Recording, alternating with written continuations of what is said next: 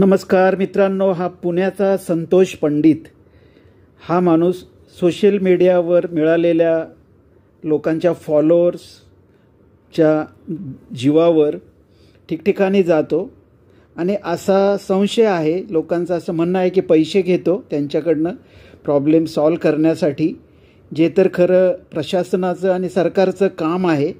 हा काम कंप्लीट करतो की नाही याचं उत्तर गुलदस्त्यात आहे, परंतु याचा पैसे कमवणे हा धंदा आहे सोशल मीडियाच्या मार्फत.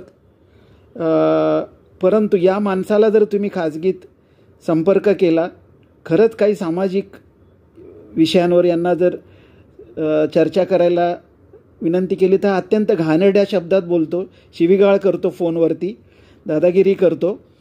ही त्याची गुंडगिरीच आहे. लोकांनी याला खरंच बॅन करायला हवा अशा व्यक्तीला. आणि त्यांना जर खरंच तसं समाजसेवा करायची असेल तर त्यांनी निस्वार्थपणे करावी, लोकांशी सुसंवाद साधावा, फोनवरती शिव्या देऊ नयेत, अपशब्द बोलू नयेत, घाणेरडी भाषा वापरू नये, हे मी त्यांना आवाहन करतो.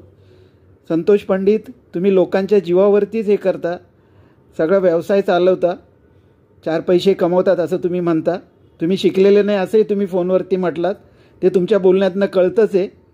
पण जर तुम्ही लोकांकडनं पैसे घेत असाल तर त्याचं भान ठेवा आणि लोकांशी चांगलं वागा. तुम्ही सुधराल अशी अपेक्षा, आणि सोशल मीडियाचा चांगला वापर कराल.